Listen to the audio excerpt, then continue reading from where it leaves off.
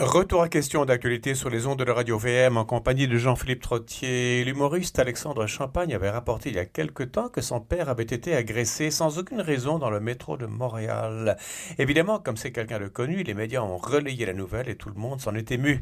Les causes générales du phénomène, on cite habituellement la toxicomanie, l'itinérance, les suites de la pandémie, mais le mal est-il circonscrit au transport en commun de Montréal et les causes ne sont-elles pas plus profondes? Le point avec Stéphane Thibaudot, membre de l'équipe. Bonjour Stéphane.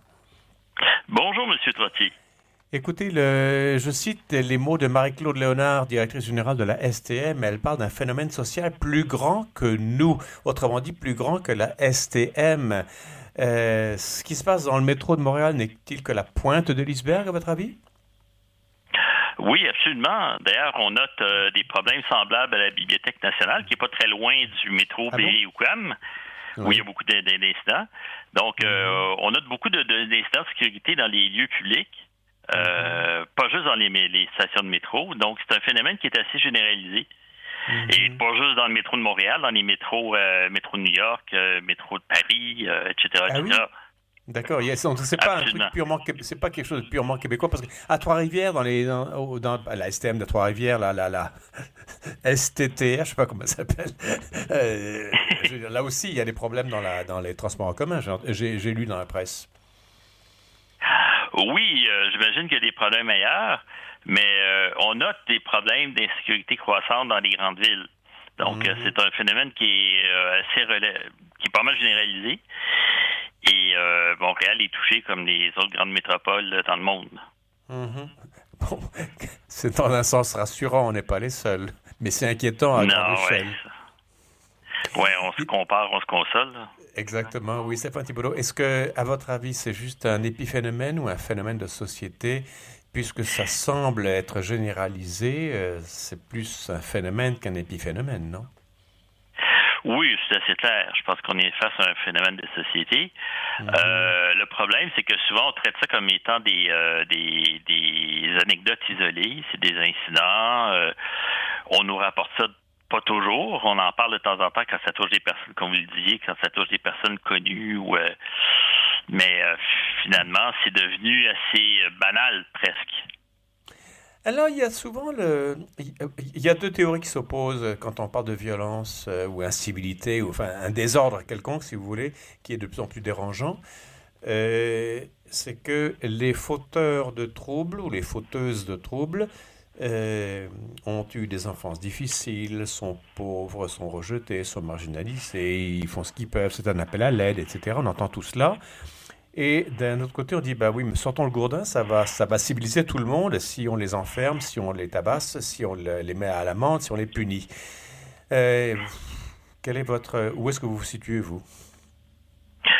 Ben, moi, je me situe, en fait, je pense que les deux sont essentiels. Oui. Je pense qu'on ne peut pas uniquement miser sur l'approche sociale ou sur l'approche répressive.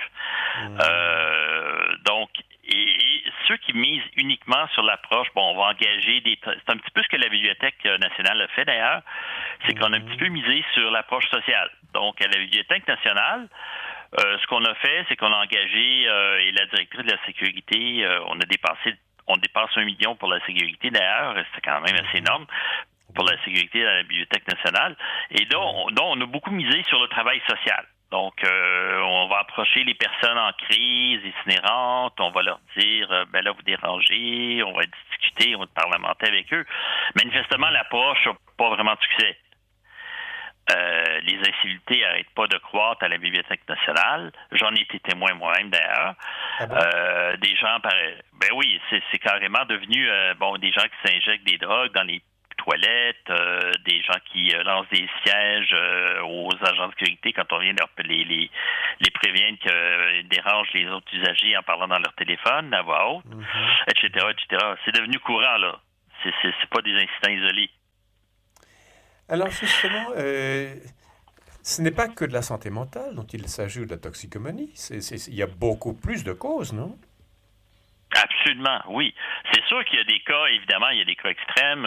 On voit que c'est des gens en crise, qui sont hors de contrôle, qui sont psychiatrisés.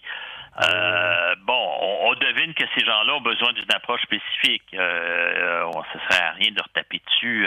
Bon, c'est des gens qui ont des problèmes de santé mentale et il faut les traiter comme tels. Oui. Ça, c'est évident. Mais il y a aussi des problèmes d'incivilité qui sont liés à d'autres choses. Comme quoi? Ben, comme l'environnement social. Et c'est un petit peu l'idée derrière la fameuse théorie de la vitre brisée. C'est quoi ça? Donc, c'est une théorie qui est basée sur l'idée que des petites dégradations finissent par mener à la criminalité. Donc, en fait, ce qui se passe, c'est que on imagine que dans un secteur X, on laisse une fenêtre brisée sans la réparer. Et ça finit par créer un environnement social où des gens, de plus en plus, on commence à assister à des petites incivilités parce qu'on est dans un environnement dégradé. Et ce climat, il se crée une espèce de climat criminogène à la longue où, finalement, les petites délinquances, les petites négligences finissent par mener à de la criminalité à plus grande échelle.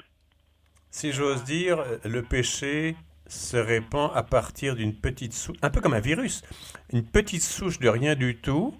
Une vitre, alors concrètement, une vitre brisée, quelqu'un passe devant, tiens, elle est brisée depuis longtemps, personne ne la répare, donc tiens, je peux en briser une autre, personne ne la remarquera, et quelqu'un d'autre passera, il verra deux vitres brisées, mais il en cassera une troisième, et peu à peu, de fil en aiguille, et ça sera toutes les vitres qui sont brisées, et puis de fil en aiguille, on ira plus loin. C'est ce que vous dites? C'est exactement ça. D'accord. Donc, c'est un effet d'entraînement. On crée une espèce d'environnement criminogène par des petites dégradations au départ qui s'amplifient et qui finissent par donner lieu à des crimes des actes de délinquance et des actes d'insécurité, de crimes, des crimes plus majeurs. C'est un peu comme les rapports de voisinage. Vous avez un voisin qui fait, je sais pas moi, dont le chien fait pipi sur votre terrain, puis vous fermez les yeux parce qu'une fois n'est pas coutume, etc. Et il fait pipi plusieurs fois, vous dites, la pluie va nettoyer ça. À un moment donné, il fait plus que pipi sur votre terrain, et là, ça commence et ensuite, c'est pas ça, c'est les poubelles, et après les poubelles, c'est le bruit, après le bruit, c'est la voiture, et tout ça parce que vous avez laissé filer le premier pipi. C'est exactement ça. Bon, alors, il y a cette théorie qu'on appelle de la vitre brisée, et donc l'inverse de cette théorie-là, ça serait le gourdin. Dès qu'un chien fait son premier pipi là où il faut pas, paf, on met le propriétaire à l'amende. L'idée, c'est de sévir dès les premières petites incivilités. Oui. Donc, c'est de pas laisser les choses se dégrader. Et d'ailleurs, la première expérience qui a été faite, ça a été dans la ville de Newark, pas New York. New York est arrivé après. C'est dans la ville de Newark, et on a commencé à mettre plus de patrouilles à pied. Donc, au lieu d'avoir des patrouilles en voiture, on a mis des patrouilles à pied. Et en fait, c'était pas Newark qui avait pas vraiment un gros problème de criminalité, mais les gens du secteur ont commencé à noter qu'il y avait un sentiment de sécurité plus grand. Parce qu'il y avait des policiers à pied qui intervenaient dès qu'il y avait une petite incivilité qui se produisait. Oui. Donc, ils se sont sentis plus en sécurité. Et donc, le cercle vicieux... Oui, c'est un cercle vicieux et un cercle vertueux. C'est ça, voilà, exactement. Donc, c'est ça. Donc, on commence par sévir contre des petites incivilités qui ont l'air de rien comme ça. Et qu'on a tendance à laisser passer. Et d'ailleurs, on le voit dans le métro de Montréal, on voit de plus en plus de petites incivilités, des stations malpropres, des gens qui traînent, qui laissent traîner leurs déchets autour d'eux, et on laisse faire, on les laisse parce qu'on veut pas les déranger, on veut pas, ils posent pas de problème, mais en réalité, ils créent un environnement qui devient, à un moment donné, propice à d'autres incivilités. Mais alors, Stéphane Thibodeau, pardonnez-moi, mais je vois quelqu'un dans le métro qui laisse tomber son ticket de métro ou une facture. Entre laisser tomber une facture et jeter une bouteille de Coke en verre sur un quai de métro, il y a quand même une marge. Ou il y a la bouteille de Coke cassée et puis le Coke qui colle partout après. Il y a des conséquences beaucoup plus... C'est une incivilité qui peut vraiment mener à d'autres. Le signe est très fort. Si c'est juste un ticket de métro qu'on a laissé tomber ou un mégot de cigarette, il y a des incivilités qui ne mènent pas au chaos. Votre théorie de la vitre brisée semble indiquer que dès qu'il y a une poussière de travers, c'est la guerre civile. J'exagère. Hein, je dirais pas je dirais pas jusque là. Mais quand on parle d'incivilité, on parle de dégradation. Donc, évidemment, quelqu'un qui a laissé un mégot de cigarette ou qui a laissé traîner un ticket de métro, c'est pas une dégradation. Non. Mais par contre, quelqu'un qui a fait des graffitis sur un banc de métro. Là, ça, on est d'accord. Donc là, on est dans une dégradation. C'est ça dont on parle, en fait. Je comprends. Ça, c'est New York. Mais vous vouliez parler de New York aussi? Parce que je me souviens que le maire Rudolph Giuliani avait fait place nette. Enfin, il avait vraiment nettoyé la ville à tel point qu'on l'appelait Adolphe Giuliani plutôt que Rudolph Giuliani. Oui. Là aussi, il a vraiment il a fait un travail. Bon, pour l'œil extérieur, il a fait un travail exemplaire. Absolument. Dans les années 70, la ville de New York avait vraiment une criminalité très élevée. C'était affreux. Et quand M. Rudolph Giuliani a été élu, c'était sous la promesse de ramener l'ordre. Oui. Et c'est ce qu'il a fait. Et c'est en appliquant cette théorie-là. Donc, il a engagé des policiers. Donc, on était tout à fait dans le contraire de l'approche des formes de police qu'on a maintenant. Oui. Donc, il a engagé des policiers supplémentaires, il a rajouté des patrouilles, et là, c'était vraiment leur consigne, c'était la tolérance zéro. Donc, dès qu'ils voyaient un petit acte de délinquance quelque part, au lieu de dire, bon, c'est pas important, on passe tout droit, puis on s'intéresse juste à la grosse criminalité, dès qu'il y avait un petit acte de délinquance quelque part, ils intervenaient. Oui, je comprends. Donc, cette approche-là a eu un succès évident. La ville a connu une importante baisse de sa criminalité et qui est devenue beaucoup plus sécuritaire. Donc, on peut dire que c'est un exemple, parce que la théorie de la ville brisée est très contestée. Hein. C'est pas une théorie qui est acceptée par beaucoup la contestent. Mais je pense que là, on est devant un exemple assez évident de la validité de la théorie. D'ailleurs, pour l'anecdote, moi, j'étais allé à New York après le mandat de Giuliani et je me souviens, je suis arrivé à l'autobus, au terminus d'autobus à Port Authority, à l'aube, évidemment, et pas un clochard, tout était propre, tout était net, et la musique, c'était pas la grosse musique boum boum, c'était la sonate pour flûte et piano de Francis Poulenc. Alors là, je me dis, écoutez du Francis Poulenc dans le terminus d'autobus, ça c'était quelque chose d'absolument extraordinaire. Il nous reste 4-5 minutes, Stéphane Thibodeau.